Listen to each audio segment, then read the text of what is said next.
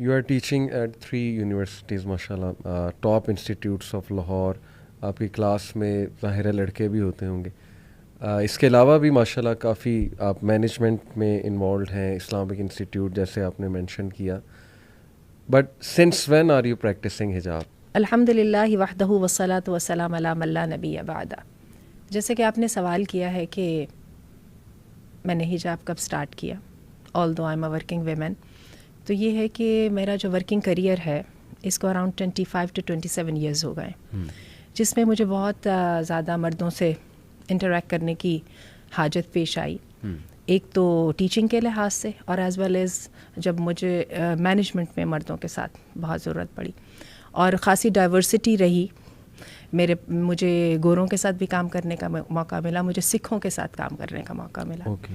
जी हाँ, और इंटरेस्टिंगली एक दफ़ा तो हालांकि मेरा ताल्लुक़ एक रिलीजियस फैमिली से है, ट्रेडिशनली तो जैसे एडल्टहुड बड़े हुए और दुपट्टा लेना शुरू कर दिया, आहिस्ता आहिस्ता उसी को हिजाब में कन्वर्ट कर लिया। लेकिन एक वक्त ऐसा भी आया कि जब मुझे लगा कि शायद इतनी ज़्यादा मेरी इंटरेक्शन थी कि मेरे लिए मुश्किल हो जाता था फेस निकाब करना। अच्छा। मुश्किल हो जाता था। और कुछ आप ये भी कह लीजिए कि ढीली पड़ गई ना, तो वो चेहरे का तो पर्दा कुछ देर तक यानी मैं उसको नज़रअंदाज करती रही। ये नहीं कि मैंने उसको उतार दिया, लेकिन ये है कि वो हो जाता था।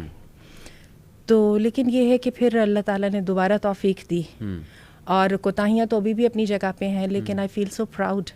और जैसे कि मैंने आपको बताया कि बड़ी अजीब बात है, मुझे एक ऐसी कंपनी के साथ काम करने का मौका मिला जो न्यूजीलैंड से थी। अच्छा। और वहाँ से मुझे माशाल्लाह इतने ज़्यादा वो लोग सवाल किया करते थे। पहले ख़वातीन की तरफ से सवाल होते थे और मर्दों की तरफ से वो जो आई वुड से कि जो अप्रिसिएशन होती थी उनकी आंखों में होती थी माशाल्लाह।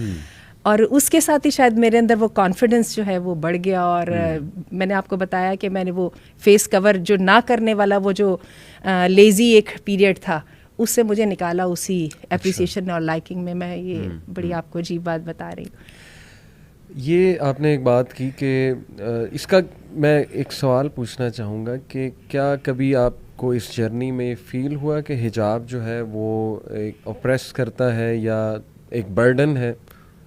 क्या ऐसी कोई फीलिंग थी? शुरू में जब मैं पाकिस्तान में थी और इस माहौल में रहती थी, कॉलेज जाते थे, हाई स्कूल जाते थे, तो उस वक़्त पता नहीं शायद इनसिक्योरिटी यहाँ पर थी। उस वक़्त तो बहुत महसूस होता रहा। और उस वक़्त मुझे याद है कि किसी भी जगह पे जहाँ पे भी एक्सेल नहीं कर पाते थे, खा कमज़ोरी कोई और ही होती थी, लेकिन उसको अमूमन हिजाब के साथ एट्रीब्यूट भी कर देते थे। अच्छा। और घर वालों से जाके शिकायत भी कर देते थे। सही। और वैसे एक बात और जो मैंने फ़ील की है वो ये है कि पाकिस्तान में जो माहौल है वो अब हालात वैसे बदल रहे हैं। मैं यूनिवर्सिटीज़ और कॉलेजेस में देख रही हूँ कि हिजाबीज़ बहुत ज़्यादा आने लगी हैं, लेकिन उस वक्त मुझे याद है कि बहुत ज़्यादा एनकरेजिंग नहीं था। सही। यानी आप करते थे तो लोग आपको कह ही देते थे कि भाई यानी आपकी इस बात का ख्याल रखना कि आप हिजाब करती हैं, तो लोग इसको like they would ignore it और they would take to it कि भाई इसको इग्नोर करना है लाइक।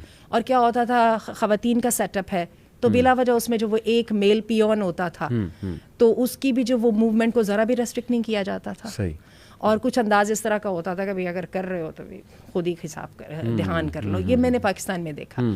लेकिन जब मुझे बाहर जाने का मौका मिला और एक दफ़ा मेरे लोगों ने समझ लिया कि ये हिजाब करने वाला बंदा है, और इसके जो कि मैंने आपको बताया कि नॉन मुस्लिम्स के साथ भी हुआ, तो नॉन मुस्लिम्स में तो बहुत ज़्यादा जब उन्होंने समझ लिया कि भाई ये बंदे ने हमारे साथ वाली सीट पे मेरे साथ सोफे पे नहीं बैठना और इस बंदी ने जो है मेरे साथ हैंडशेक नहीं करना, तो वो एक ही दफ़ा बताना पड़ा। सही। उसके बाद उन्होंने उसका ख्याल भी किया, उसको बाकायदा एक्सेप्ट भी किया और later on it change into very deep respect. माशाल्लाह, गुड, अल्हम्दुलिल्लाह। मैं असल में आपने कहा कि पहले बहुत मुश्किल होता था एक नॉलेज, मुझे याद है वाकई 90s में और ही सोच थी। अब काफ़ी ज़्यादा माशाल्लाह, और सरप्राइजिंगली जबकि फ़्रांस में हिजाब को बैन करने की मूवमेंट चली, इंडिया में आप देख लें रिसेंटली अभी वो एक क्लिप भी आया, एक सिस्टर थी उसने सब के सामने खड़े होकर अल्लाह अकबर के नारे भी लगाए निकाब में। तो मेरा ख्याल उससे भी काफ़ी करेज मिलता है यंग जो सिस्टर्स हैं। और यूनिवर्सिटीज़ में आपकी बात दुरुस्त है कि बहुत तादाद बढ़ रही है। हमसे बहुत सी सिस्टर्स जो हैं वो सवाल करती हैं, हमसे मुराद यानी यूथ क्लब से, हमारी जो सिस्टर ब्रांच है, कि उनके फैमिली वाले सपोर्ट नहीं करते। आपका तो माशाल्लाह एक सपोर्ट मौजूद थी, आपने कहा रिलीजियस फैमिली से आप हैं, तो what strength they can have. बहुत से डाउट्स आते होंगे उनके जहन में व्हेन दे स्टार्ट डूइंग हिजाब, स्कार्फ लेट से, या हिजाब करना शुरू किया या निकाब करना शुरू किया, फैमिली बहुत अपोज करेगी, ज़ाहिर है, तरह तरह की बातें सुननी पड़ी, तो वो स्ट्रेंथ कहाँ से लें? आपकी क्या एडवाइस जो है वो उन्हें होगी? बल्कि आपने जैसे ये पॉइंट उठाया तो मैं आपको अजीब बात बताऊं, एक काइंड ऑफ हिपोक्रेसी हमारे यहाँ मौजूद है, हत्ता कि दीनदार तबके में भी है। अच्छा। उस तबके में भी जहाँ पे हिजाब एक नॉर्म है। सही। मसलन होता क्या है कि आम तौर पे विद इन द फैमिली जो देवरों जेठों से पर्दा नॉर्मली नहीं किया जाता। सही। अच्छा, इसी तरह से वो जो कज़िन्स वगैरह से नहीं किया जाता। बाहर जाने में आप बहुत ज़्यादा वो अबाया वगैरह पहन के जाएं, वो अलग बात है कि घर के अंदर रहन सहन में इस तरह से होता है कि बड़ी चादर दुपट्टा वगैरह लेना है, लेकिन ये है कि इन चीज़ों की समटाइम्स हमारे रिलीजियस तबके के अंदर भी ये चीज़ मौजूद है। वही वजह है कि बहुत सारी चीज़ों में हम फ्लो के साथ जा रहे होते हैं बगैर सोचे समझे। सही। तो मैं भी ये समझती हूँ कि वो जो टाइम था जिसमें मैंने सोचा समझा नहीं था, उस वक्त तक हिजाब मेरे लिए बर्डन भी रहा और मैं उसको ऑब्स्टेकल समझती रही। एज सून मुझे रियलाइज़ हुआ कि ये बर्डन नहीं है, या मैंने उसको अंडरस्टैंड कर लिया, तो वो एकदम मेरी पावर बल के बन गया, मेरी स्ट्रेंथ बन गया। सही। तो ये है बात। और ख़ास तौर पे जिन लोगों का आप जिक्र कर रहे हैं कि जिन्होंने नया हिजाब लेना शुरू किया, एकदम फैमिली तो नहीं सपोर्ट करती, और हस्बैंड के लिए डिस्पाइट ऑल इंस्टिंक्टिव राइटियसनेस, उसके बावजूद उनकी तरफ से भी आता है भी अब क्या एकदम वो जो मेरे दोस्तों का माहौल है उसके अंदर मैं ये मान लूँगा कि भी अब मेरी बीवी को मूव नहीं करना, लेकिन वो पूरे का पूरा सेटअप जो चेंज हो रहा होता है उसके साथ सारे ही घबरा रहे होते हैं। बिल्कुल। लेकिन मैं वही समझती हूँ, दोबारा मैं कहूँगी कि आज के दौर में मैं यंग बच्चों में, बच्चियों में भी वो उठान देख रही हूँ जो हमारे ज़माने में नहीं थी। They really are 10 years early अपनी मेच्योरिटी में हमसे ज़्यादा हैं। अच्छा। क्योंकि मैंने अपनी बेटियों में और बेटों में ये चीज़ देखी। हमें इन बातों की समझ बहुत देर से आई, सही। लेकिन हमने देखा कि हमारे बच्चों में जल्दी आ गई। इसी तरह मैं अपने स्टूडेंट्स में वो जो थॉट्स देखती हूँ, जो क्वेश्चंस उनके देखती हूँ, और ये सोशल मीडिया ने वैसे बहुत सारी चीज़ों को पोलराइज कर दिया, आई वुड कॉल इट, है ना। सही। बड़ी जल्दी जल्दी ग्रे एरिया जो है ना वो रिड्यूस होता जा रहा है। ऐसे ही है, और ये बड़ी एक अच्छी बात हो गई। तो जो बुराई की तरफ गए वो भी सही क्लैरिटी के साथ गए, और जो अच्छाई की तरफ गए वो तो माशाल्लाह पूरे कॉन्फिडेंस के साथ गए। तो ये है कि कहीं ना कहीं तो स्टेप अप करना होगा ना।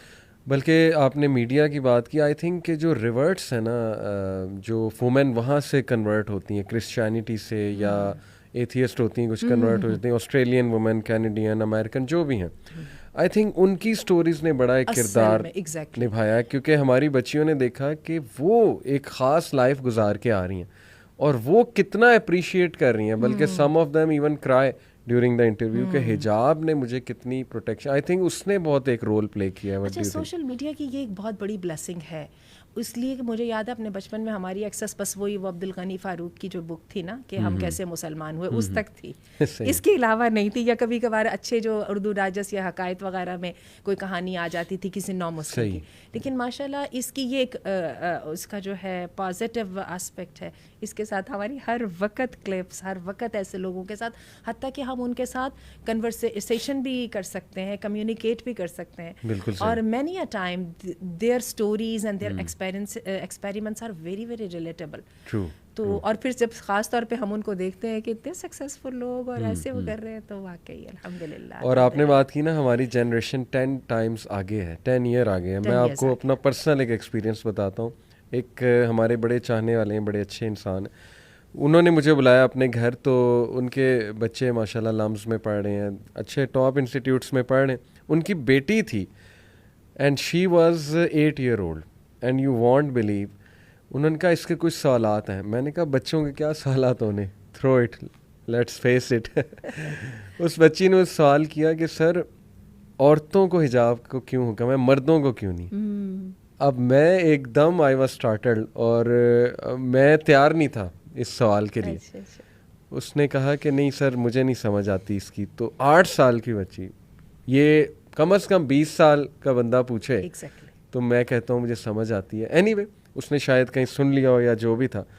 इसका अब क्या जवाब, क्योंकि ये बहुत से लोगों का आर्गुमेंट है कि नहीं मर्द और वुमेन इक्वल हैं, तो मर्द क्यों नहीं हिजाब करते, या मर्द क्यों नहीं जो औरत क्यों पर्दा करे, आप नजरें क्यों नहीं झुकाते। तो ये एक आर्गुमेंट आपको पता है बन जाता है, और हमारे सिस्टर्स के बच्चियों के जहन में ये बात है कि हम क्यों करें। तो इसको आप कैसे जो है वो एड्रेस करेंगे अगर आपसे ये क्वेश्चन हो? इसको बहुत सिंप्लीफाई करना वैसे मुश्किल है ना, ये नहीं बिल्कुल एक ऐसा आंसर जो 2 जुमलों में है और 8 साल के बच्चे को सेटिस्फाई कर सके, खासा मुश्किल है।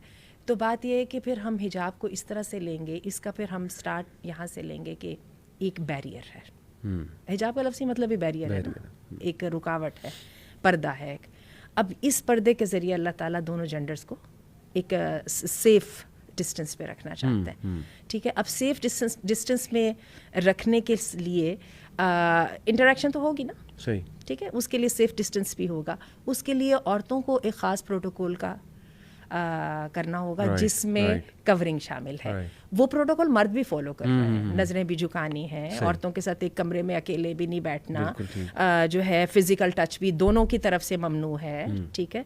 और ये है कि फिर वो सब कुछ आएगा, लेकिन यहाँ पे एक चीज़ एडिशनल है और वो क्या है, कवरिंग।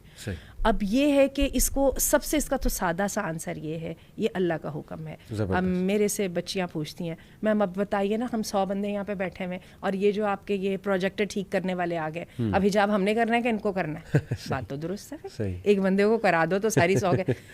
हमने किस लिए करना है?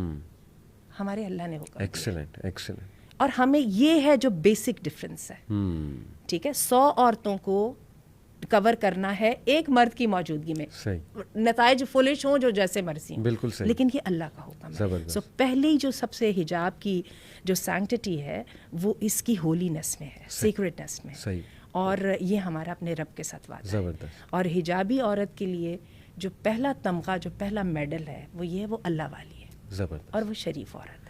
ये और ये अल्लाह ने कुरान मजीद में कहा है, ज़ालिका अदना अन युरफ़ना।